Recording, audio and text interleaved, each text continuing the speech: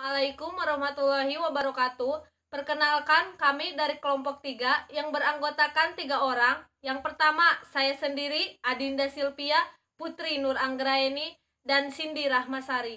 Di sini kami akan mempresentasikan materi tentang kondisi pendidikan di Indonesia yang terdiri dari 4 subbab. Subbab yang pertama, pengertian pendidikan di Indonesia. Yang kedua, kondisi pendidikan secara umum. Yang ketiga, kondisi pendidikan di Indonesia saat pandemi. Dan keempat, usaha yang dilakukan untuk meningkatkan mutu pendidikan. Untuk subbab yang pertama akan dibacakan oleh Adinda Silvia.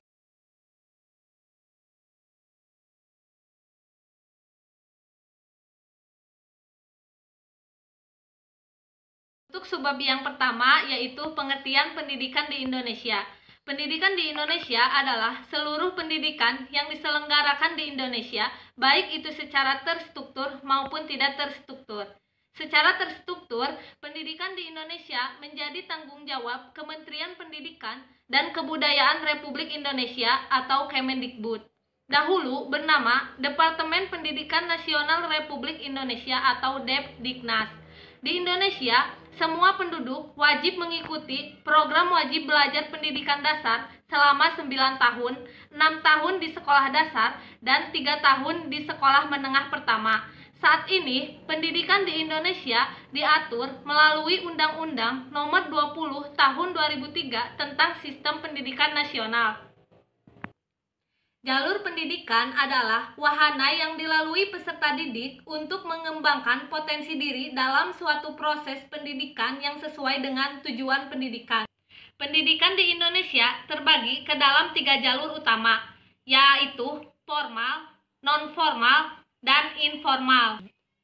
Yang pertama, pendidikan formal. Pendidikan formal merupakan pendidikan yang diselenggarakan di sekolah-sekolah pada umumnya. Jalur pendidikan ini mempunyai jenjang pendidikan yang jelas, mulai dari pendidikan dasar, pendidikan menengah, sampai pendidikan tinggi. Yang kedua, pendidikan non-formal paling banyak terdapat pada usia dini, serta pendidikan dasar adalah TPA atau Taman Pendidikan Al-Quran yang banyak terdapat di setiap masjid dan sekolah minggu yang terdapat di semua gereja. Selain itu, ada juga berbagai kursus, diantaranya kursus musik, bimbingan belajar, dan sebagainya. Yang ketiga, pendidikan informal. Pendidikan informal adalah jalur pendidikan keluarga dan lingkungan berbentuk kegiatan belajar secara mandiri yang dilakukan secara sadar dan bertanggung jawab. Selanjutnya, jenjang pendidikan adalah tahapan pendidikan yang ditetapkan berdasarkan pendidikan juga dibagi ke dalam 4 jenjang. Yang pertama, anak usia dini. Yang kedua, pendidikan dasar, pendidikan menengah, dan pendidikan tinggi. Yang pertama, pendidikan anak usia dini. Mengacu Undang-Undang Nomor 20 Tahun 2003 Pasal 1 Butir 14 tentang Sistem Pendidikan Nasional. Pendidikan anak usia dini atau PAUD adalah suatu upaya pembinaan yang ditujukan bagi anak sejak lahir sampai dengan usia 6 tahun yang dilakukan melalui pemberian rangsangan pendidikan untuk membantu pertumbuhan dan perkembangan jasmani dan rohani agar anak memiliki kesiapan dalam memasuki pendidikan lebih lanjut. Yang kedua, pendidikan dasar. Pendidikan dasar merupakan jenjang pendidikan awal selama 9 tahun, yaitu sekolah dasar selama 6 tahun dan sekolah menengah pertama selama 3 tahun. Pendidikan dasar merupakan program wajib belajar. Yang ketiga, pendidikan menengah. Pendidikan menengah merupakan jenjang pendidikan lanjutan pendidikan dasar, yaitu sekolah menengah atas atau SMA selama 3 tahun waktu tempuh pendidikan. Yang keempat, pendidikan tinggi. Pendidikan tinggi adalah jenjang pendidikan setelah pendidikan menengah yang mencakup program pendidikan diploma, sarjana, magister, doktor, dan spesialis yang diselenggarakan oleh perguruan tinggi. Sekian dari saya. Untuk subbab yang selanjutnya akan dibacakan oleh rekan saya.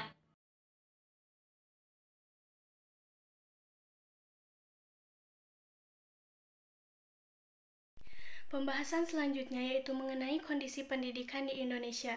Secara umum kita bisa lihat kondisi saat ini bahwa kondisi pendidikan di Indonesia masih sangat memprihatinkan dan perlu perhatian khusus dari pemerintah, terutama dari segi fasilitas-fasilitas pendidikan yang tersebar di berbagai daerah maupun pelosok, perlu diperhatikan sarana dan prasarana pendidikannya. Masih banyak kita lihat dan kita dengar bahwa masih banyak bangunan sekolah yang tujuan utamanya sebagai bangunan utama dari anak-anak untuk belajar menuntut ilmu pengetahuan, justru bangunan tersebut kurang layak.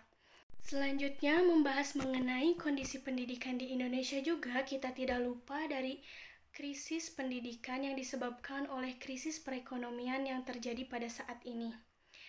Melambungnya biaya pendidikan yang semakin mahal membuat anak-anak dengan perekonomian yang masih di bawah, mereka mengalami nasib yang kurang mengenakan.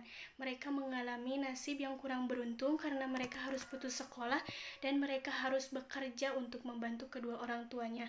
Hal tersebut menjadi masalah bagi Indonesia sendiri karena dengan adanya krisis pendidikan yang semakin merajalela, maka Indonesia akan dipandang atau diremehkan oleh negara-negara lain.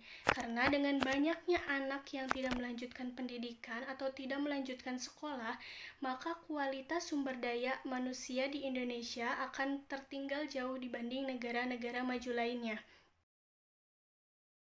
Kemudian dalam Undang-Undang Nomor 20 Tahun 2003 tentang Sistem Pendidikan Nasional, inti dari Sistem Pendidikan Nasional itu sendiri yaitu tujuannya untuk mengembangkan potensi peserta didik. Hal itu guna untuk mencapai tujuan negara, yaitu mencerdaskan kehidupan bangsa. Secara umum, penyebab kondisi pendidikan Indonesia rendah, yaitu yang pertama, efektivitas pendidikan di Indonesia. Pendidikan yang efektif adalah suatu pendidikan yang memungkinkan peserta didik untuk dapat belajar dengan mudah, menyenangkan, dan dapat tercapai tujuan serta dengan yang diharapkan. Dengan demikian, pendidik dituntut untuk dapat meningkatkan keefektifan pembelajaran agar pembelajaran tersebut dapat berguna. Selama ini, banyak pendapat beranggapan bahwa pendidikan formal itu dinilai hanya menjadi formalitas saja untuk membentuk sumber daya manusia Indonesia. Namun, tidak peduli bagaimana hasil pembelajaran formal tersebut, yang terpenting adalah telah melaksanakan pendidikan di jenjang yang tinggi dan dapat dianggap hebat oleh masyarakat. Anggapan seperti itu juga yang menyebabkan efektivitas pengajaran di Indonesia sangat rendah. Setiap orang mempunyai kelebihan di bidangnya masing-masing dan diharapkan dapat mengambil pendidikan sesuai bakat dan minatnya, bukan hanya untuk dianggap hebat oleh orang lain. Yang kedua, efisiensi pengajaran di Indonesia. Efisiensi adalah bagaimana menghasilkan efektivitas dari suatu tujuan dengan proses yang lebih murah.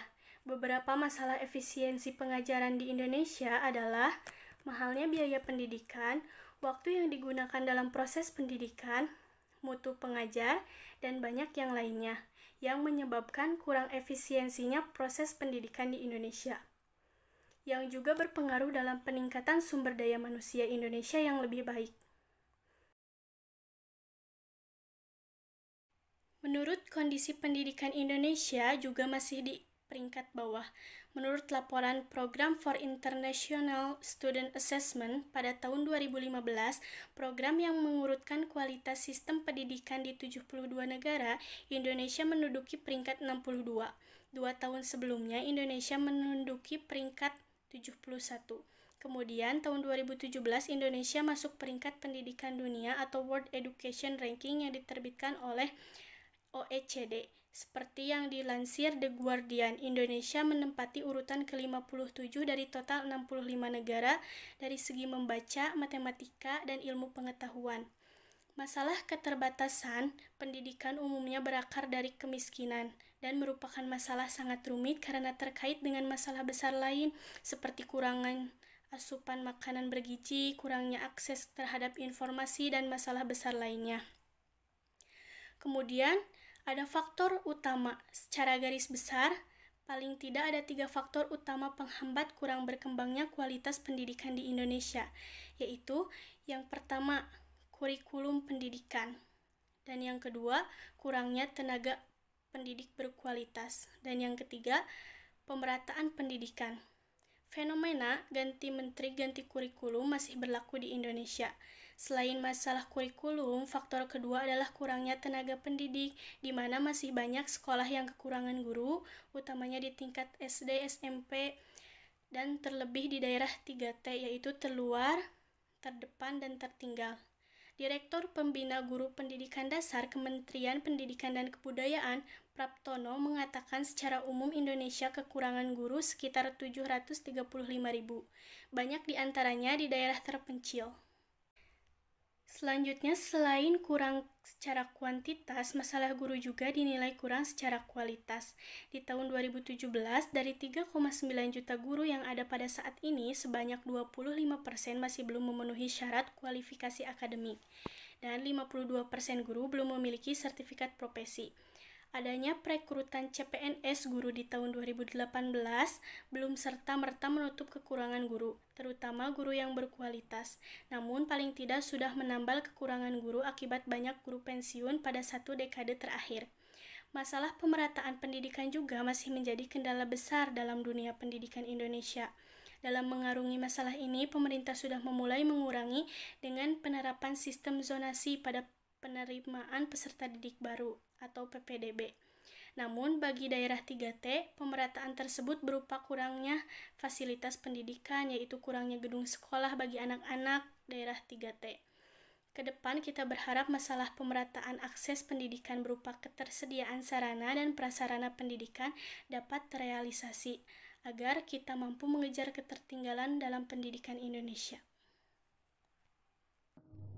Assalamualaikum warahmatullahi wabarakatuh. Di sini saya akan meneruskan presentasi dari Saudara Adinda dan juga Saudara Putri mengenai kondisi pendidikan Indonesia di masa pandemi. Di tengah wabah virus corona ini, nyatanya praktik pendidikan di Indonesia tak juga menyenangkan, bahkan lebih buruk dari sebelumnya. KBM hanya sekedar dipindahkan dari yang sebelumnya dilakukan secara tatap muka di kelas, sekarang hanya bertatap muka via online atau gawai, dengan jumlah siswa yang tetap sama. Banyak keluhan dari para siswa dan mahasiswa yang telah membayarkan SPP dan UKT, namun tidak merasakan fasilitas kampus atau sekolah. Banyak yang protes mengenai hal ini, namun ditolak. Belum lagi tenaga honorer yang tidak dibayarkan gajinya, dengan alasan hanya guru tetaplah yang mendapatkan gaji. Bahkan, ada daerah yang tidak memiliki jaringan internet yang membuat siswa dan mahasiswa tidak dapat mengikuti pelajaran secara daring. Kondisi seperti ini tidak menguntungkan kita sebagai mahasiswa dan siswa sama sekali. Untuk selanjutnya, saya bahas mengenai kemerdekaan pendidikan. Kondisi seperti ini sebenarnya bisa menjadi momentum untuk mewujudkan cita-cita, seperti yang dinyanyikan oleh para musisi dan para pendidik. Semua orang itu guru, alam raya sekolahku. Dengan daring, seharusnya pendidikan bisa diakses semua lapisan masyarakat dari tatanan sosial yang berbeda, asalkan ada gawai dan juga jaringan internet. Dan kita percaya akan dapat mencetak generasi bangsa yang cerdas dan menjadi penerus bangsa. Nantinya, dalam konsep Merdeka Belajar akan termuat 3 unsur, yakni gratis, ilmiah, dan demokratis. Untuk mewujudkan konsep Merdeka Belajar, perlu usaha yang dilakukan untuk meningkatkan mutu pendidikan. Yang pertama, meningkatkan anggaran pendidikan. Di sini, pemerintah bertanggung jawab untuk menanggung biaya pendidikan bagi warganya, baik sekolah negeri maupun swasta. Yang kedua, manajemen pengelolaan pendidikan yang harus memperhatikan profesionalisme dan kreativitas lembaga penyelenggara pendidikan. Yang ketiga, membebaskan sekolah dari dunia bisnis. Sekarang banyak sekali sekolah yang hanya mementingkan pihak-pihak tertentu, tanpa mementingkan tentang siswa dan tenaga pengajarnya. Yang keempat, memperbaiki kurikulum. Penyusunan kurikulum hendaknya mempertimbangkan potensi alam, sumber daya manusia maupun sarana dan prasarana dalam belajar. Yang kelima, pendidikan agama. Pendidikan agama bukan salah satu penyampaian dogma atau pengetahuan salah satu agama pada siswa, tetapi sebagai penginternasionalisasi nilai-nilai kebaikan, kerendah hatian, dan cinta kasih. Yang keenam, pendidikan yang melatih kecerdasan kritis. Sikap yang kritis dan toleran akan merangsang tambahnya kepekaan sosial dan rasa keadilan. Yang ketujuh, pemberdayaan guru. Guru hendaknya kreatif, inovatif, terampil, inisiatif, dan memiliki sikap politik yang jelas. Yang kedelapan, memperbaiki kesejahteraan guru. Guru adalah faktor dominan dalam pendidikan. Oleh karena itu, kesejahteraan guru perlu ditingkatkan, agar guru tidak hanya dituntut untuk meningkatkan wawasan, tapi menghasilkan output yang baik. Mungkin sekian yang dapat saya dan teman-teman saya sampaikan. Mohon maaf bila masih ada kekurangan. Wassalamualaikum warahmatullahi wabarakatuh.